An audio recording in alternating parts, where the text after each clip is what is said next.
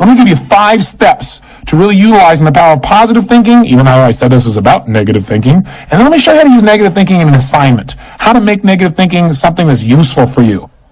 So step number 1, decide to develop the habit right now, the habit of focusing on what's right in your world instead of what's wrong. The habit of focusing on what you do have instead of what you don't have in a situation. And as basic as that is, and as well as you know it, you've got to make it a habit.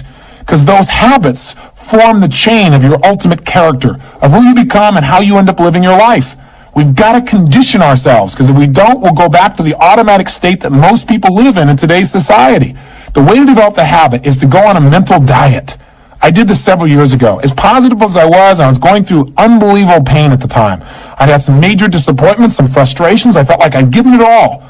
But what turned me around is one day I picked up this book called The 7-Day Mental Diet. It was a little tiny little booklet.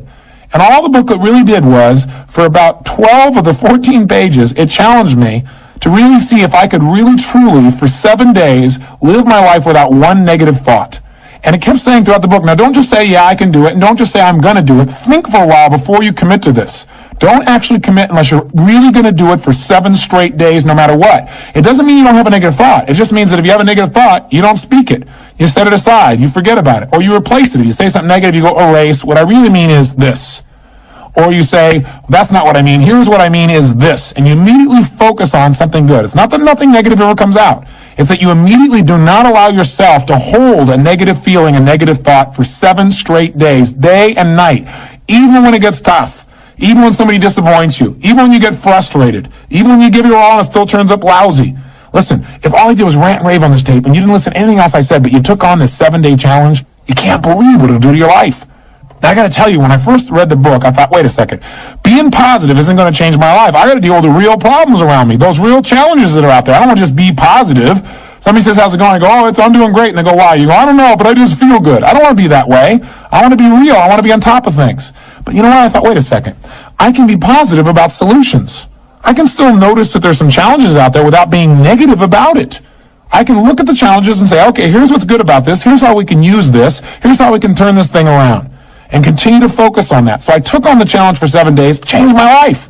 Now, by the way, one of the keys is you have to have 7 straight days of being absolutely positive. Not one negative thought, not one negative expression that you hold on to. Got to let go of it immediately. If you do not do this, if you're 3 days into it and you do well, and then you have a bunch of negativity, you got to start over.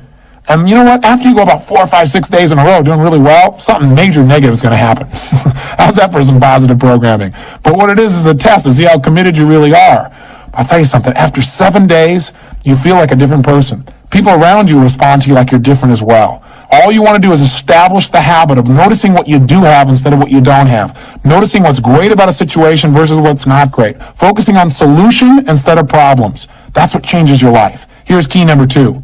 Instead of judging yourself and others, decide, remember these are decisions, decide right now to become curious instead of judgmental. But remember, when you find fault in other people, when you start noticing constantly how they've wronged you, how this person is not good enough, or they're too egotistical, they're too proud, or they don't really care about people, as soon as you start judging other people, you just got to remember something. If you start judging other people, you can also start judging yourself intensely. If you're angry at other people, there's a very good chance you're angry at yourself as well. Maybe you perceive more and judge less. Maybe instead of finding fault with other people, without really thinking about what they've gone through to be where they are this day, maybe you get really curious about what's making this person be in the state they're in, or what's the motivation behind this person's anger. For example, a lot of times we think somebody's being negative or angry or we're frustrated with them, but we never bother to find out what's really going on. I know myself, I was at a party recently, and I fell prey to this. There was a woman who came to the party. Everybody behind her back was saying, how unbelievably egotistical this woman is, how negative she was. But you know what? I sat next to her at dinner time, and I got a chance to really find out who she was. I got curious about her. And I began to find out about all the pain she'd been through in her life. When I realized was this woman was just barely hanging on to her life. She just needed to know that people cared. But she was so afraid of being rejected that she put out this ego because she didn't want someone to reject her. So she figured she'd reject them first. And I got a chance to really know her, and she was a wonderful person. I'll tell you something else we've got to be careful of that ties in with this, of our being judgmental. Out of our fear of having heroes in our society today, we seem to try and consume them and destroy them as quick as we can. We try to find something that's wrong with our heroes because, boy, we don't want another Jim Jones. We don't want another Jim Baker. Remember, we got to judge less, perceive more. We got to get curious. Instead of living in a society where we're so afraid We're so afraid to believe in anything or anyone that we believe in nothing at all, and we lose our power of positive thinking. We try to protect ourselves from things we maybe not even need to protect ourselves from. Or we live in a society where we try and destroy our heroes, where we take somebody like Barbara Walters, an incredible broadcaster, a woman of incredible integrity, who gets nailed by one person in a book, and it's in every newspaper across the land, how she probably stomped on people to get where she was. That's absurd. Or Martin Luther King, after he's passed on, somebody comes back and stomps all over his career and his reputation. Is that the society we want to live in? Any person who takes glee in watching another person's pain will experience plenty of pain themselves. Remember the quote, "He who is without sin, let him cast the first stone." The bottom line is, if you go looking for brown, you're going to find it anywhere you look for it, in others or yourself. Free yourself from the disease of making others wrong, and you'll free yourself from the disease of making yourself wrong. You have a lot more energy to create solution instead of problems. It's part of the power of positive thinking instead of falling for the destructive power of negative thinking. If you want to get curious, just ask yourself, what do I like about this person? Wonder what's going on with this person that would make them feel this way. How could I help this person? As you ask these kinds of questions, you may learn something about how human beings operate, about their motivations, maybe even some things about how to support yourself as you try to support others. Remember, get curious instead of judgmental. Here's key number 3. If you really want to develop the power of positive thinking as a habit, as a lifestyle, as a strategy for success, then decide right now to find something to appreciate from any seemingly negative person or situation, and develop the habit of giving compliments. See, if you really want to have some more positive feelings in your life, you got to keep focusing on what's right. You got to get curious. And most importantly, you got to find something to appreciate even in the tough times. Because in reality, as we've talked about so often before, the toughest times in your life sometimes provide you with the real resources to change your life. So what we've got to do is find something to appreciate. Not someday when things work out. We've got to appreciate where we are right now. And this is something I talked to my daughter Jolie about today. Because she's in an experience today where I thought, well, gosh, she's not being very positive. And I'm going to talk about positive thinking. Because she came in to see me and she's feeling really sad. She's feeling really down, feeling really frustrated. And you know what her problem is? Her problem is she tried out and won the right to be amongst 3 girls who dance in the electric light parade at Disneyland. And that was about 3 or 4 months ago. She's been going there after school every day, driving from San Diego up to Anaheim, burning herself into the ground, getting up and going to school to be a straight A student still, and trying to visit with her family and her boyfriend. And she found herself maxing out. Now think about her problem. Her problem is that she gets to be at Disneyland and fulfill a childhood fantasy. Her problem is that she loves her family and wants to be with them as well. Her problem is she loves to be at school and really do that. Her problem is she has so much abundance that she has to figure out how to get it all in one day, and she can't do it, and she's physically burning out. That's her problem. And you know what? She says, gosh, I want to be home. I want to be with you guys and all these things. I don't want to miss out on all this great time we have together. I want to be with you guys. I said, but honey, look what you're doing. She goes, yeah, well, I don't want to miss out on Disneyland either. I don't want to miss out on my career and what I'm doing and what's going on. What's the problem? The problem is she's finding out what's negative in both situations. She's focusing on what she doesn't have instead of what she does have. Now, I could be negative about that and say, gosh, be more positive. But you know what? In reality, I realized being negative in this situation may not be bad. What do I mean? I don't mean being negative. I mean being intelligent. I mean being critical in your thinking. Seeing what you don't have is sometimes useful too. This is what I promised you in terms of the power of negative thinking. Here's how negative thinking can be useful. I sat down with her and I said, honey, let's look at the advantages and disadvantages of both. Let's not just be positive. Let's look at it. The whole thing is positive. Let's know that no matter what you choose, you've won. You have what most people dream about. But for a moment, let's be a little bit critical. What do you love about Disneyland? What's great about it?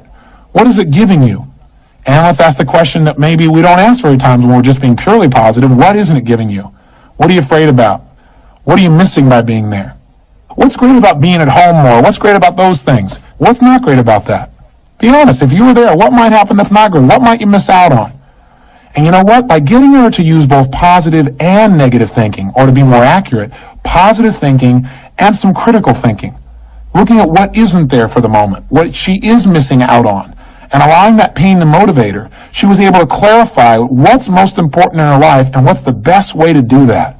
And she came up with a plan that totally empowered her. After a couple hours of conversation and fun, she looks better than she has in about 6 months because she's finally resolved what's most important. And sometimes just being positive and keeping a stiff upper lip isn't enough.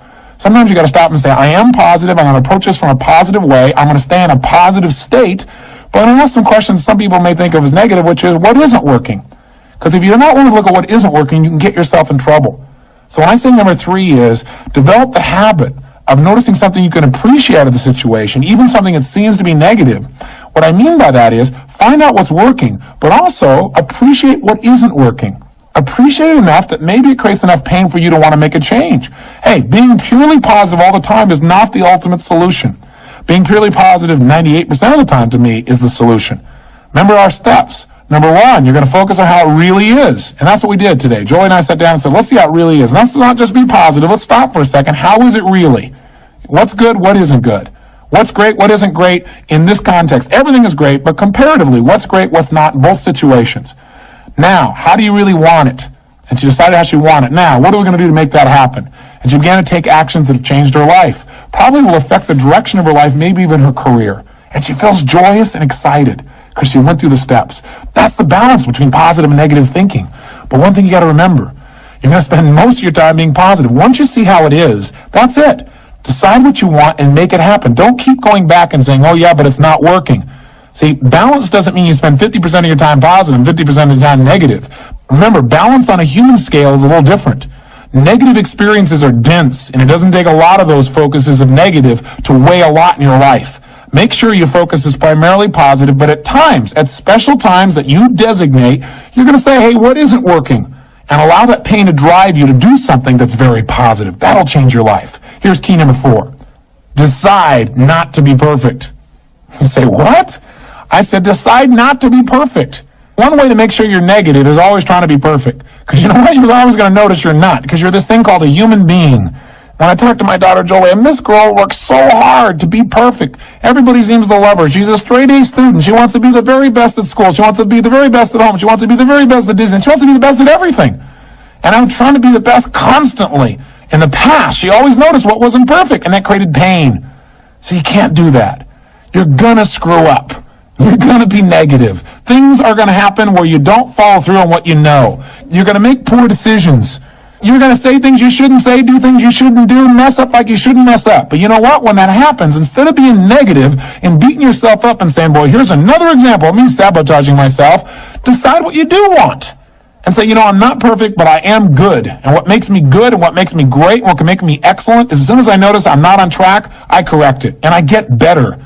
Your goal each day is to get better, not to be perfect. And that's all anyone can ask of you. If every day you really try and contribute more, be more, and do more than you were slightly the day before, that's all anybody can ask. And if you know you're going to screw up and you don't make it a catastrophe, it's easier to bounce right back up. See, the only way you fail is if you quit. But if you learn something and you expand from it and you make some new decisions that enhance your life and the people you care about, then there is no failure. Don't try to be perfect because you'll never succeed. And here's the final one, key number 5. Decide to develop the habit of using the F word, faith. Make sure that you're in the position of utilizing the tool that really positive thinking is about. Positive thinking, I've said it over and over again, really is just the power to believe. And as you believe, so is it done unto you. As you believe, so it's created. You need to make certain that you create that certainty inside yourself. And you know what? You and I both know there are going to be times when it looks grim. And the only power you really have is that power to have faith.